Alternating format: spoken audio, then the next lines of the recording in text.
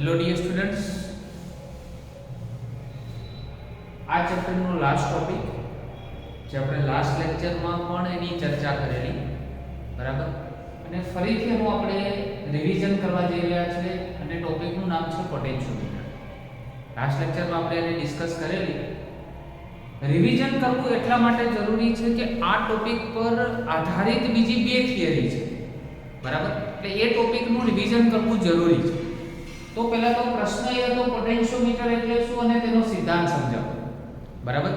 તો પોટેન્શિયોમીટર કોને કહેવાય? તો વિદ્યુત સ્થિતિમાનનો તફાવત માપનાર સાધનને પોટેન્શિયોમીટર કહેવામાં આવે છે.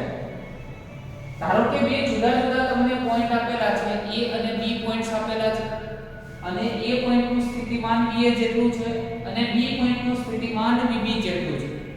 તો બંને વચ્ચે વિદ્યુત સ્થિતિમાનનો તફાવત VA VB ના સ્વરૂપમાં મળે. અને ત્યારે મળે કે જ્યારે VA શું હોય, VB હોય ત્યારે. જે લાસ્ટ લેક્ચરમાં આપણે ચર્ચા કરેલી. તો આવું જુદું જુદું સ્થિતિમાન આપેલું હોય બે બિંદુનું, તો એ બંને વચ્ચેનો વિદ્યુત સ્થિતિમાનનો તફાવત માપવા માટે જે સાધન વપરાય તેને શું કહેવામાં આવે છે? પોટેન્શિયોમીટર. લાસ્ટ લેક્ચરમાં જે આપણે પોટેન્શિયોમીટરની ચર્ચા કરેલી એમાં આ બંને જે EMF વાળી બેટરી છે એ કનેક્ટ નહોતી કરેલી, બરાબર. થોડો ડાયાગ્રામ ચેન્જ છે કે આ પોટેન્શિયોમીટર સાથે બે EMF, બે જુદા જુદા EMF વાળી બેટરીઓ એટલે કે કોષ, વિદ્યુત કોષ છે આપણે જોઈન્ટ કર્યા છે E1 અને E2, બરાબર. આખી રચના છે એ પોટેન્શિયોમીટરની રચના છે અને એ રચના કેવી રીતે મળે છે એની પણ આપણે ચર્ચા કરેલી, બરાબર. સૂત્ર આપણે કયું વાપરેલું? I = V/R એટલે કે ઓહમના નિયમ અનુસાર. તો આ પોટેન્શિયોમીટરમાંથી વિદ્યુત પ્રવાહનું વહન આ સૂત્ર મુજબ થશે. પરંતુ અહીંયા આપણે EMF વાળી જે બેટરી લીધેલી છે, બરાબર, જેના કારણે I = E/R + L r સૂત્રની પણ ચર્ચા કરી, બરાબર. તો L એને શું કહેવાય? તો એકમ લંબાઈ દીઠ અવરોધ. શું કહેવાય? એકમ લંબાઈ દીઠ અવરોધ. કે તમને કોઈ લાંબો તાર આપેલો હોય, બરાબર, તો એ લાંબા તાર માટે એકમ લંબાઈ, ધારો કે 1 સેન્ટીમીટરના ભાગ પાડીએ તો એવી એકમ લંબાઈ દીઠ અવરોધ છે એને કયા સિમ્બોલ વડે દર્શાવવામાં આવે છે? કેપિટલ L વડે દર્શાવવામાં આવે છે, બરાબર. પછી આગળના ડાયાગ્રામમાં અહીંયા આપણે C પોઈન્ટ લીધેલો, બરાબર. આ C પોઈન્ટ લીધેલો, આ બંને વચ્ચેનું સ્થિતિમાન VL જેટલું લીધેલું અને આ લંબાઈ છે આપણી જોડે L છે. માટે એકમ લંબાઈ દીઠ અવરોધ છે હવે કેપિટલ L ની જગ્યાએ શું થશે? સ્મોલ l થશે, બરાબર. ફરી પાછું સૂત્ર V = IR એટલે કે ઓહમના નિયમ અનુસાર.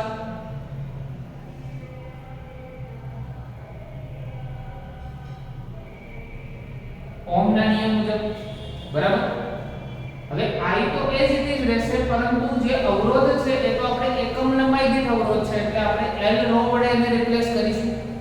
એટલે I જે સૂત્ર છે એમાં I નું સૂત્ર આપણે સમીકરણ નંબર 1 ઉપરથી અહીંયા મૂકીએ તો R + L + R small l જેટલું સૂત્ર તમને જોવા મળે, બરાબર.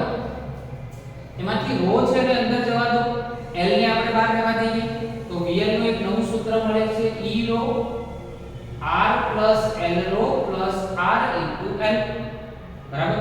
આ ખૂબ જ અગત્યનું સૂત્ર કહી શકાય અને નંબર આપણે બી આપી દઈએ, બરાબર. આ સૂત્ર યાદ રાખવું જરૂરી છે, MCQ માં આ સૂત્રનો ઉપયોગ થાય છે, બરાબર. તો VL અને આ જે બોક્સ બનાવેલું છે એટલું જો તમે અચળ લઈ લો તો VL એ કોને સમપ્રમાણ થાય? L ને સમપ્રમાણ થાય.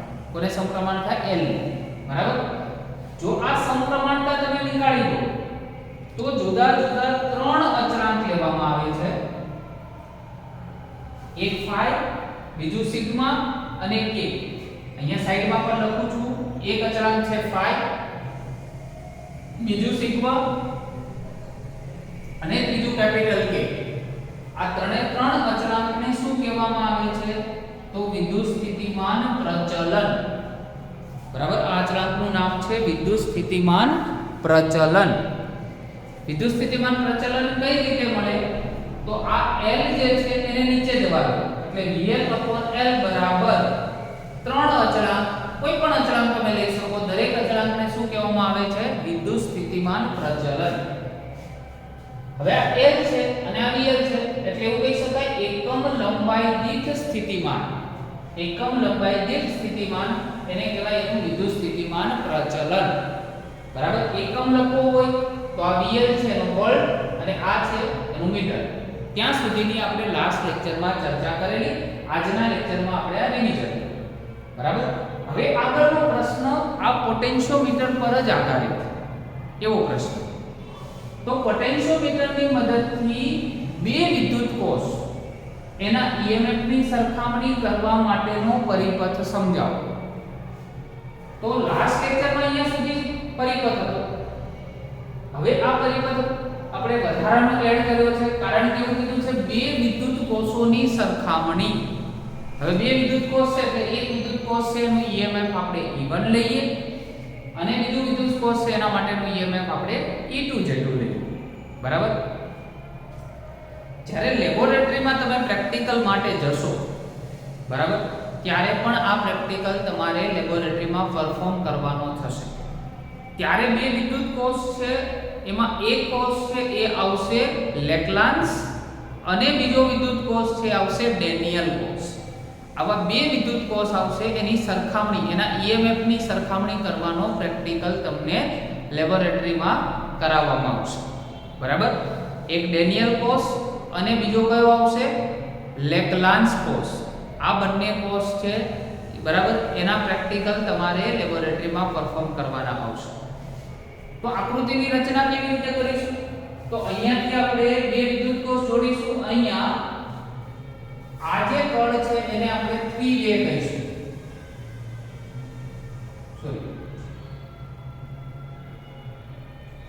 બરાબર? અહીંયા તમને જે કી આપેલી છે એમાં આ જે તમને અહીંયાથી સ્વિચ આપેલી છે અહીંયા સાથે પણ જોઈન્ટ કરી શકો અને એને ડાઉન કરો તો અહીંયા પણ જોઈન્ટ થઈ શકે. એ પ્રકારની સ્વિચ હશે, અપ ડાઉન થઈ શકે, એ ટાઈપની સ્વિચ હશે. બરાબર? તો જો અપ તમે આની સાથે કનેક્ટ કરશો એટલે આ ઉપરનો કોષ છે એ વિદ્યુત પરિપથમાં જોઈન્ટ થઈ જશે અને એને જ્યારે ડાઉન કરશો એટલે તમારી પાસે E2 જે EMF વાળો વિદ્યુત કોષ છે એ પરિપથમાં જોઈન્ટ થશે. બરાબર? તો આના ઉપરથી તમારે સૂત્ર જો મેળવવું હોય તો કઈ રીતે મેળવી શકાય? તો વિદ્યુત સ્થિતિમાન પ્રચલન માટેનું બેટા આપણે સૂત્ર તો જાણીએ જ છે. VL બરાબર આપણી જોડે શું છે? phi L છે. એના મુજબ કહીએ તો પહેલો EMF છે એટલે VL ની જગ્યાએ E1 લો. વિદ્યુત સ્થિતિમાન પ્રચલન કેવું રહેશે? બંનેમાં એક સમાન, એટલે phi L ની જગ્યાએ L. અહીંયા બીજું EMF છે E2, phi અચળ અને L1 ની જગ્યાએ શું આવશે? L2. કારણ કે આ બંને છેડા છે ગેલ્વેનોમીટર દ્વારા જોડાઈ અને એક પોઈન્ટ N1 સાથે અને બીજો પોઈન્ટ N2 સાથે જોડાયેલો છે.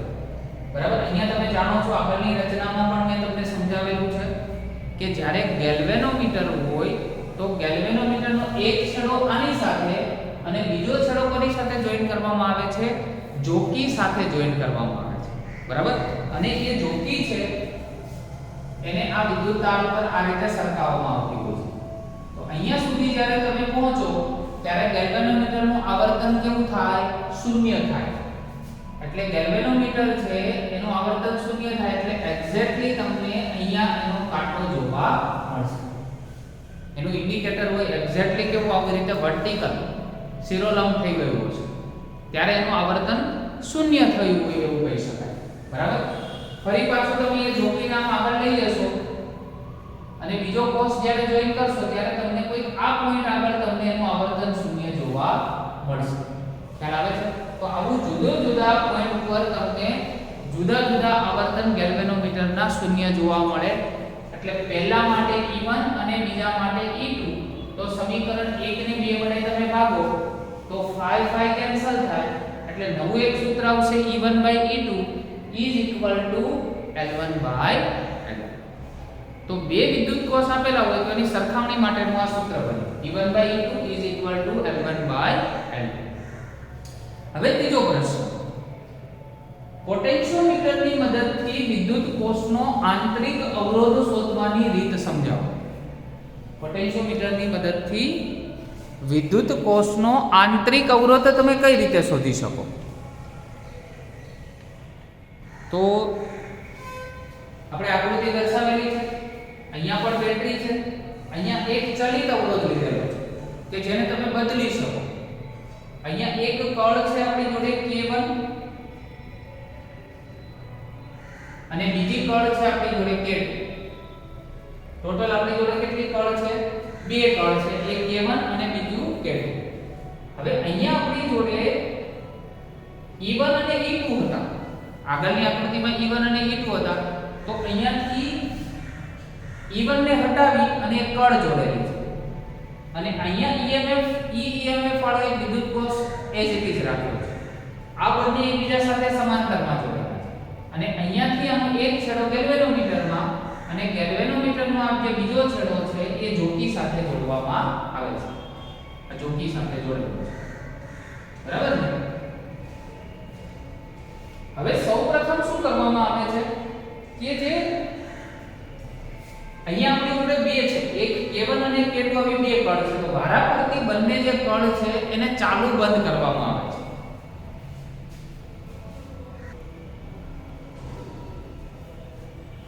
તો આકૃતિમાં દર્શાવ્યા મુજબ આપણે ટોટલ અહીંયા K1 અને K2 આવી બે કળ લીધેલી છે, બરાબર? તો સૌપ્રથમ શું કરીશું, જે K2 કળ છે એને ખુલ્લી રાખીશું, બરાબર? તો આકૃતિમાં દર્શાવ્યા મુજબ K2 કળને ખુલ્લી રાખતા સૂત્ર તમને શું મળશે? તો E = phi * L1, જેને નંબર 1 આપ્યો. જે આપણે સૂત્ર ઉપર જોયું એ સૂત્ર છે E = phi. પણ ત્યારે તમને તટસ્થ બિંદુ કયું મળશે? જ્યારે તમે K2 કળને ખુલ્લી રાખશો ત્યારે તમને તટસ્થ બિંદુ N1 મળશે. તો N1 ને અનુલક્ષીને લંબાઈ આપણે L1 લઈએ છીએ. તો E = phi L1. હવે બીજી વખતે શું કરીશું, જ્યારે K2 કળ છે એને હવે આપણે બંધ કરીશું, બરાબર? તો K2 કળને બંધ કરવાથી, જ્યારે K2 કળને તમે બંધ કરશો તો એ સર્કિટ સાથે આ બેટરી અને ચલિત અવરોધ એની સાથે જોઈન્ટ થઈ જશે, બરાબર? જો આની સાથે જોઈન્ટ થાય. હવે આ બંધ થઈ ગઈ કળ એટલે અહીંયાથી પ્રવાહ પસાર થાય ત્યારે તમને તટસ્થ બિંદુ કયું મળશે? N2 જેટલું. તટસ્થ બિંદુ N2 મળશે. માટે An2 બરાબર એના માટેની લંબાઈ કેટલી મળશે તમને? પેલા An1 અહીંયા લખી દઈએ. An1 બરાબર શું લીધું છે આપણે? L1. અને પેલા માટે An2 બરાબર કેટલા લીધા છે આપણે? L2 જેટલું લીધેલું છે. શું લીધેલું છે? L2 જેટલું, બરાબર? તો એ વખતે તમને V બરાબર phi L2 મળશે. આ નંબર 2. હવે સમીકરણ નંબર 1 અને 2 નો ભાગાકાર કરો તો E / V is equal to phi L1 divided by phi L2. phi cancel. તો E / V બરાબર L1 છેદમાં L2. શું થશે? L1 છેદમાં L2, બરાબર? હવે E છે તેનું એક સૂત્ર છે I R + R. અને V માટે સૂત્ર લખવું હોય તો શું લખી શકાય? V બરાબર IR ઓહમના નિયમ અનુસાર. હવે આ સૂત્ર ક્યાંથી આવે છે? તો V બરાબર IR જેવું સૂત્ર છે ઓહમના નિયમ જેવું. પરંતુ અહીંયા આ જે EMF છે આ વિદ્યુત કોષ છે એનો પોતાનો આંતરિક અવરોધ પણ હશે. એટલે R જોડે R શું થશે? એમાં પ્લસ થશે, શ્રેણીમાં છે. જો આની સાથે અવરોધ કેવો છે? શ્રેણીમાં છે, બરાબર? આ એક જ લાઈનમાં છે બધું બરાબર, એટલે શ્રેણીમાં અવરોધ ગણાય. એટલે શ્રેણીમાં હંમેશા અવરોધોનો શું થાય? સરવાળો થાય. ફરી એકવાર આ અવરોધનો છેડો જુઓ, આની સાથે કનેક્ટ છે, વાયર થ્રુ કનેક્ટ છે, બરાબર, અને અહીંયાથી પાછું આની જોડે કનેક્ટ છે, બરાબર, એટલે બધું શ્રેણીમાં જ ગણાય. એટલે શ્રેણીમાં હંમેશા અવરોધોનો શું થાય? સરવાળો થાય. આ બંને કિંમત ઉપરના સમીકરણમાં મૂકતા તો I R પ્લસ R નીચે થશે IR, સામે થશે L1 ડિવાઇડ બાય L2. આ બંને cancel, R plus R, R અને L1 divide by L2. R ના છેદમાં R એટલે 1, R R L1 divide by L2. આપણે આંતરિક અવરોધનું સૂત્ર શોધવું છે, એટલે કે સ્મોલ r ને કરતા બનાવવાનું છે. ચલો સ્મોલ r ને કરતા બનાવીએ તો r by r L1 by L2 -1 થશે. r ને કરતા બનાવું તો capital R L1 by L2 અને -1, એટલે કે આંતરિક અવરોધનું તમને સૂત્ર મળે. બરાબર, તો આ સાથે આ ચેપ્ટર છે એની થિયોરેટિકલ પાર્ટ આપણે કમ્પ્લીટ કરીએ છીએ અહીંયા. બરાબર, તો પોટેન્શિયોમીટરમાં યાદ રાખજો ટોટલ 3 થિયરી છે જુદી જુદી. એક તો સિમ્પલ પોટેન્શિયોમીટર શું કહેવાય અને એનો સિદ્ધાંત, બરાબર, અને એના માટે આપણે કોની માટે? વિદ્યુત સ્થિતિમાનનું પ્રચલન. પહેલી થિયરીમાં વિદ્યુત સ્થિતિમાનનું પ્રચલનની ચર્ચા કરી. બીજી થિયરીની અંદર કઈ ચર્ચા કરી? તો બીજી થિયરીની અંદર બે વિદ્યુત કોષો લીધા જુદા જુદા, જે તમે આકૃતિમાં જોઈ શકો છો. બે જુદા જુદા વિદ્યુત કોષ આપણે લીધા છે. કયા કયા? E1 અને E2. આ બે વિદ્યુત કોષ લીધા અને અહીંયા એક કળ સાથે એને જોઈન કરી દીધા, અપ એન્ડ ડાઉન્સ વાળું. અપ કરશો એટલે પહેલું જે EMF છે એ જોઈન થશે, અને ડાઉન કરશો એટલે બીજું EMF વાળો વિદ્યુત કોષ છે એ જોઈન થશે. બરાબર, તો એના અનુસાર આપણે સૂત્ર કયું મેળવ્યું? તો પહેલા માટે E1 બરાબર phi-L1 અને બીજા માટે E2 બરાબર phi-L2. તો E1 divide by E2 is equal to L1 divide by L2. ત્રીજી જે આકૃતિ છે એમાં આ જે E1 હતું એને આપણે રિપ્લેસ કર્યું કોના જોડે? K2 થી રિપ્લેસ કર્યું. બરાબર, અને જે અવરોધ પેટી હતી એની જગ્યાએ આપણે ચલિત અવરોધ લીધો અને અહીંયા K1 બીજી કળ જોઈન કરી. બે તટસ્થ બિંદુ લીધા N1 અને N2. બરાબર, K2 કળને તમે ખુલ્લી રાખો તો પહેલો ન્યુટ્રલ પોઈન્ટ તમને મળશે AN1 બરાબર L1, ત્યારે સૂત્ર મળશે E બરાબર phi-L1. અને જ્યારે K2 કળને આપણે બંધ કરીશું ત્યારે તટસ્થ બિંદુ તમને મળશે N2, AN2 બરાબર મળશે તમને L2. તો V બરાબર phi-L2 સમીકરણ નંબર 2. સમીકરણ 1 અને સમીકરણ 2 એ બંનેનો ગુણોત્તર લીધો. તો E ડિવાઇડ બાય V મળ્યો આપને L1 divide by L2. E is equal to R bracket I બ્રેકેટમાં R પ્લસ R. જે R છે એ આ ચલિત અવરોધ છે અને સ્મોલ r છે એ શું છે? તો આ વિદ્યુત કોષ E છે એના માટેનો આંતરિક અવરોધ છે, એટલે બંનેનો સરવાળો થાય. આ બંનેની કિંમત મૂકી, સાદુરૂપ આપ્યું અને સ્મોલ rનું અતિ મહત્વનું એવું સૂત્ર કેપિટલ R બ્રેકેટમાં L1 ડિવાઇડ બાય L2 -1, જે ખૂબ જ અગત્યનું એવું સૂત્ર કહી શકાય, જેની આપણે પોટેન્શિયોમીટરમાં ત્રીજી થિયરીમાં ચર્ચા કરી. બરાબર, તો આ સાથે આ ચેપ્ટરનો થિયોરેટિકલ પાર્ટ બેટા કમ્પ્લીટ થાય છે. બરાબર, નેક્સ્ટ લેક્ચરમાંથી આપણે આના ઉદાહરણ તરફ જઈશું. Okay, thank you very much.